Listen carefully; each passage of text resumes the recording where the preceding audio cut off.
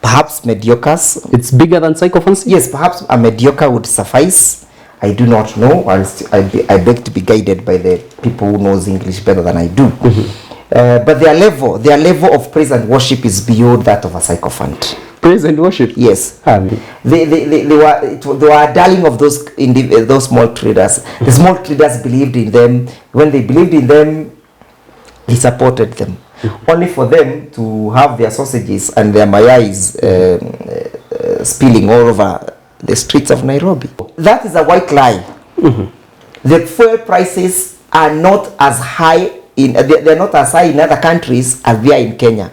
Mark you, a barrel of fuel today, actually in the world market, is 23% cheaper than the way it was last year when Uhuru Kenyatta was living power. It was uncourteous for the committee that deals with the awards of heroes not to award William Ruto, the elder of the burning spears, on the broken promises. I still think, I believe he has earned that award. Now that belongs to him. Nobody should tunya him.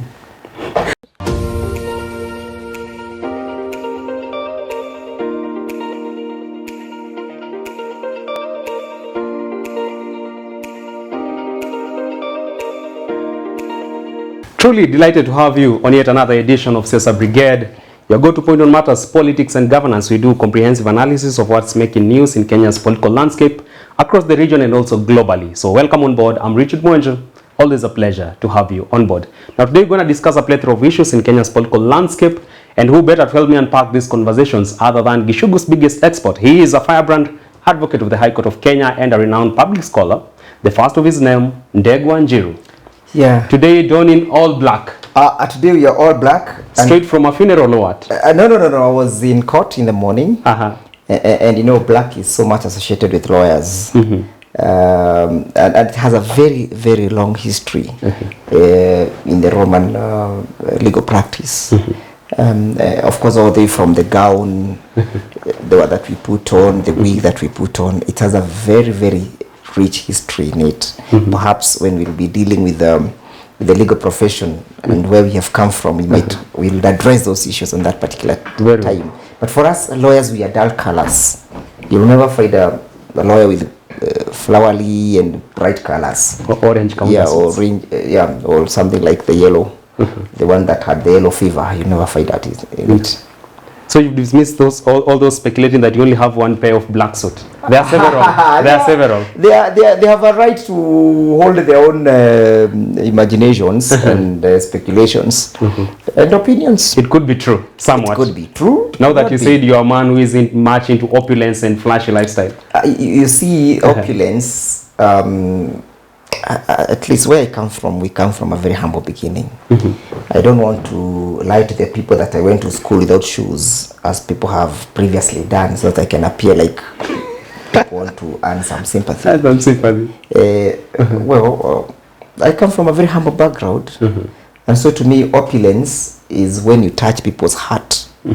Opulence is how has your ability been able to impact on the society positively, because people will not remember you because of your opulence. They remember you because of the hearts that you touched, how you're able to deal, modify and impact humanity. That's the opulence that what you're doing now as a renowned public scholar, talking on behalf of the masses. Yes. And you see, if we don't speak, who will speak? I remember I listened to Martin Luther King's speech. He was addressing some janitors in Memphis, and he was giving a speech of, I have been to the mountain. And so he gave a story in his sermon that there was this Pharisee, there was this guy who was beaten by robbers, and he was left there to die. And so there was a Pharisee who was passing through that route, and he saw this guy, and he never helped that man. Then there was also the teacher of the law. I think there was also a priest who was passing there very fast because he was going to preach in a synagogue, and decided not to take actions. Then there was this good Samaritan who passed there. Of course, he was also in his escapades and he was doing his chores. But something he considered, that if I do not help this man, who will? So at a particular time, we are called upon to speak against the odds in our society. For example, if I don't speak about the poor coffee prices my Mount Kenya people are facing, and most importantly, myself, because I'm also a coffee farmer, who will speak? If I don't speak about the discrimination that is taking place in Mount Kenya region when it comes to the allocation of help, who will speak? If I don't speak about the hunger because of the high prices of fuel and the high prices of sugar, if I don't speak and our people are suffering, who will speak? But many would wonder, aren't you afraid of extrajudicial killings will come knocking at your door when you speak such issues? I know, death will come anyway. I cannot cheat death. If it comes because of me speaking, so be it. You're ready for it? Yes, so be it. So subtle of you. That of the way, sir. Let's get straight. Sure. This is a sacrifice. My grandfather died in the forest, fighting for liberation of this country. We are yet to liberate ourselves. We are yet to emancipate ourselves. We're still under the shackles? Oh yes. If I don't know whether you've read a book by Chinua Achebe. I'm forgetting its title. But Chinua Achebe was addressing a situation in Nigeria, and he said, we might pride ourselves that we have been able to overcome colonialism. But how about the minds of those brothers of ours who are still colonized? What shall we do to those minds? No longer slaves. They will remain slaves until we are able to decolonize them. So, in that context, we find ourselves where we are. Very well. So, who will decolonize us? Who will liberate us? Who will emancipate us? You see, for example, there's a very bad theory that came last year. Which is? That has split the country between the haves and the haves not. To the extent, those who do not have, they have the audacity to go and vermeer Northlands so they can steal the sheep because they don't have the sheep. They would wish to have condor and they don't have. So the country is on a very, very wrong trajectory. There's a lot of bitterness in the society. There's a lot of people are feeling betrayed by the regime. People are feeling that their promises have not been kept. There's a lot of bitterness in our society. Talking of which, not everyone sees it from your optic, and I'll narrow down to two individuals. That is firebrand leaders Kimani Ichung'wah and his counterpart, Nandi Senator Samson Cherargei. For the case of Ichung'wah, looking at the latest health reforms, he says those who are taking concern with it are not sincere. Yes. And for Cherargei, he says he's very much impressed by the miraculous development performance of President William Ruto. My question is, are we looking at a case of extreme sycophancy and maybe a situation whereby people cannot call the king when he's naked? Are we looking at that situation? I wish I had another adjective to describe the two young men. Because I think we have overused the word sycophancy. Oh yeah, sure. Those that knows English should at least help us substitute or give us an alternative of a person who is in a higher scale than that of a sycophancy. Perhaps mediocres. It's bigger than sycophancy? Yes, perhaps a mediocre would suffice. I do not know. I beg to be guided by the people who knows English better than I do. But their level of praise and worship is beyond that of a sycophant. Praise and worship? Yes. Amen. Their level is beyond, because they are not able to say when things are not right. So it surprises me when you hear someone like Ichung'wah saying that we should not take issues with the bills, not remembering that they are adding more burdens on us. You see, this is not the first time. Even the Americans tried it and they failed. The Obamacare. It cannot work because we are not in a socialist society. We are in a purely capitalist society. What they should do is to make sure they make it easy for people to thrive in business. They make it easy. They create a good enabling environment for people to thrive in businesses. If they thrive and create good environment, people will take care of their bills. We'll take care of our fuel. We'll take care of our medical bills. We'll take care of our school bills. We'll take care of all the bills if they create an enabling environment for business to thrive. What they have now created is an environment that is choking our businesses. It's an environment that is choking all our enterprises. It's an environment that is even chasing away and choking the international investors. So if they were a bit courteous, perhaps they might tell the king, you are naked. When Chege speaks and says that he's amazed and marveled by the miraculous achievement that William Ruto has been able to achieve, which ones? Where are they? I said there are no roads in this country that are being constructed. Barabara ziliacha kutengenezwa wakati Uhuru Kenyatta alitoka.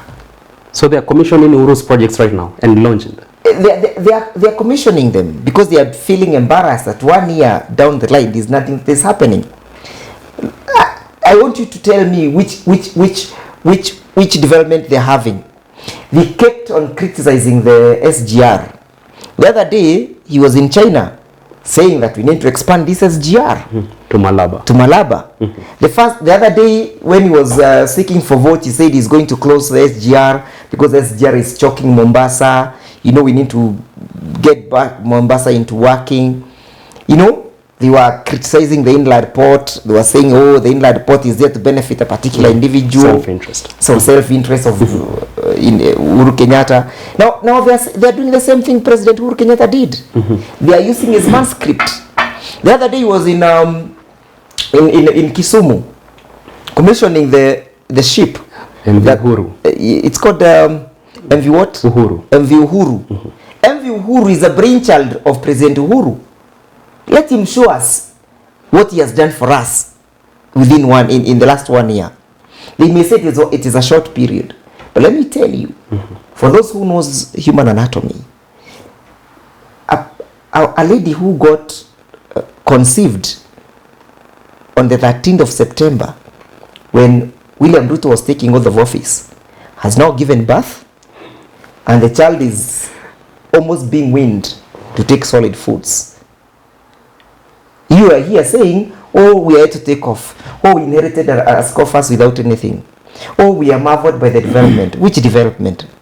I challenge Chege to just perhaps, and I can hire a chopper for myself, to take me where those developments are. So what's the worst that can happen when they tell the king that the king is naked? They fear losing the little parks they have around them? Yes, and they have no audacity to say so.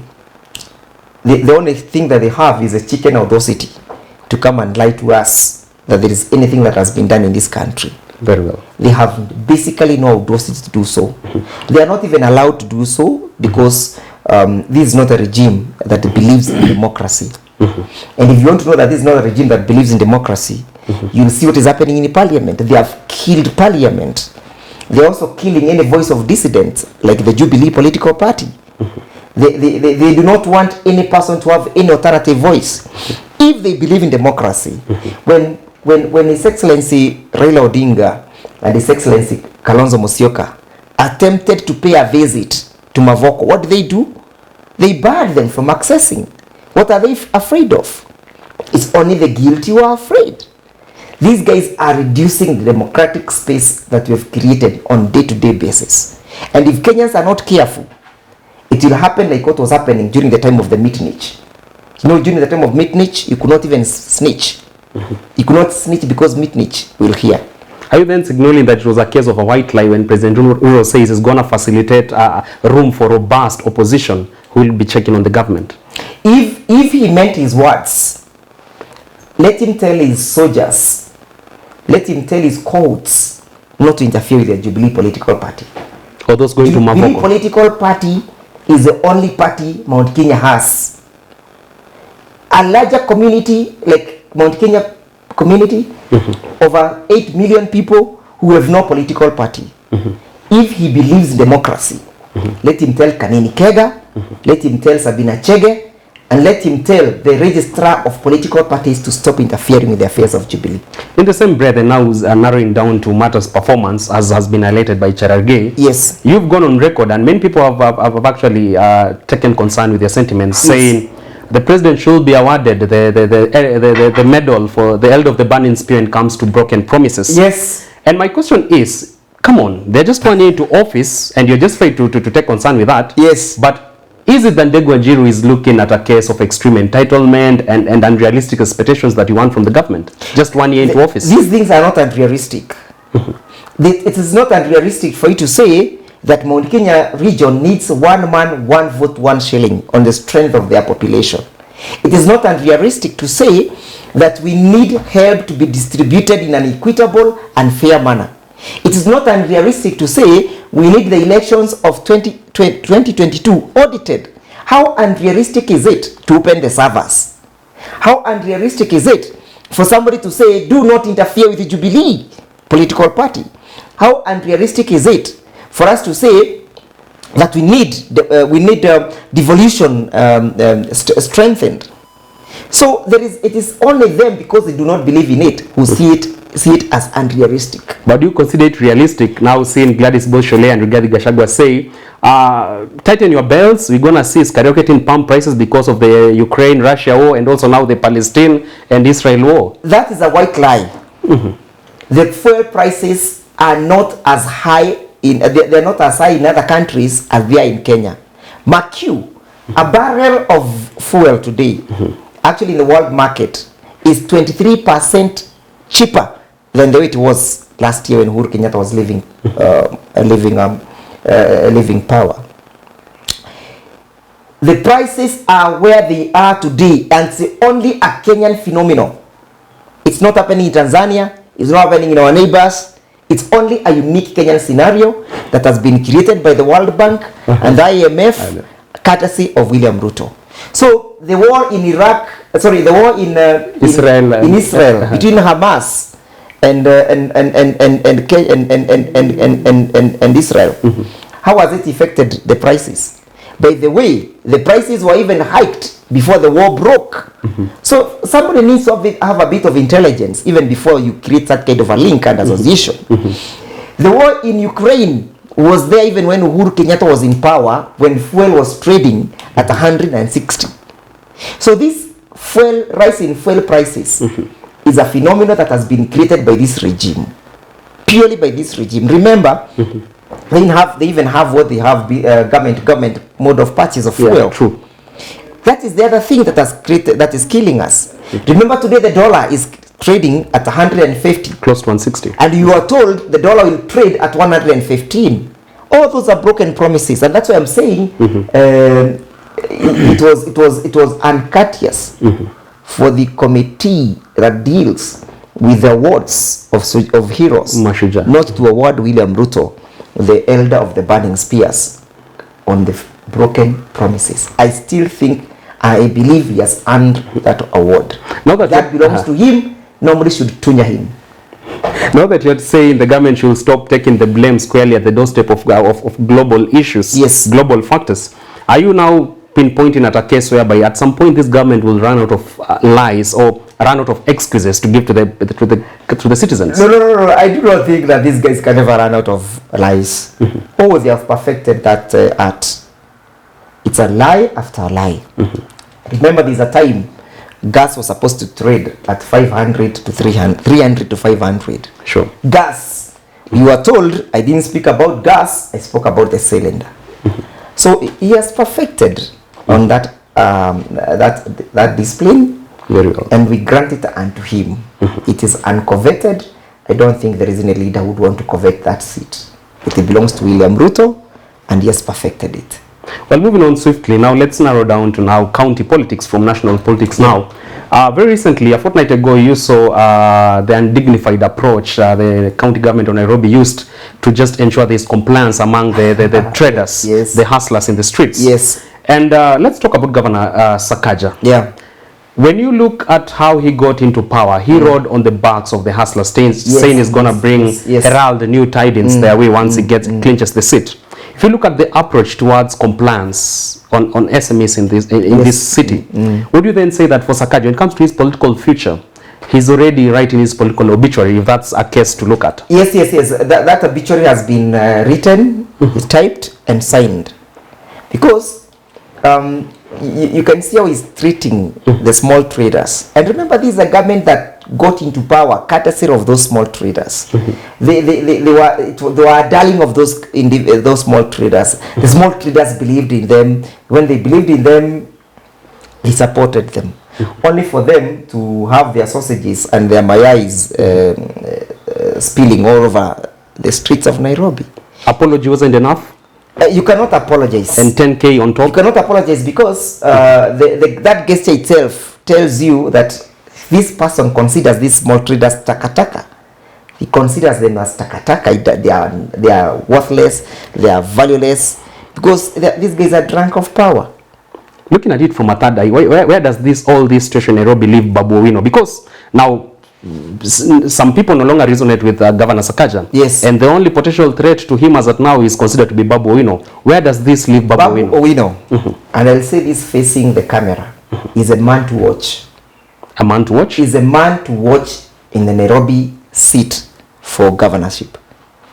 He's young, he's vibrant, he's well educated, he is well versed with issues, and he has a good track record for his constituency.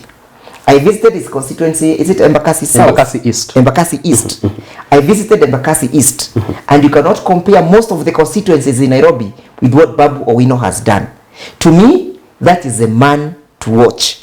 And if this Nairobi wants any substantive change and meaningful change, then it must come from that young man. He's a very impressive young man. Of course, he had his past. He has learned his mistakes. He has made errors there and there, just like it is normal for everybody. To man is error. But in my view, Nairobi will be safe under the hands of that young man. Remember, this is a young man who has gone under he's a protege for His Excellency Raila Odinga. He has gone through Odinga's academy. He's a man who has been able to administrate a constituency. Sakaja has never administrated any constituency, because I think the first thing he won was a nomination. Yeah. And then the other one was Nairobi Senate. And you know, Senate is not a constituency that you are managing. Or just oversight. It's just oversight. Now, with that experience, and that experience that Babu Owino has been able to earn, I think is a man fitted for this constituency called Nairobi. So looking at the public outcry in Nairobi among traders, for Sakaja, he actually shouldn't underestimate Babu Owino unless at his own peril. You know, you cannot even compare Babu Owino with Sakaja. There is no comparison. Because one is from the west, the other one is from the east. In the sense that Babu Owino is a well-cultured man. Even where he makes mistakes, he's quick to apologize. He's a man of the people. He's a man who has who is well grounded with his constituency. If you ask Sakaja where his political base is, he'll not pinpoint it. Sakaja has been able to get where he is because he has always rode on people's back. He rode on TNA. He was nominated to Parliament, to the National Assembly. He rode on Jubilee. He became senator. He rode on the wave of UDA. He became the governor.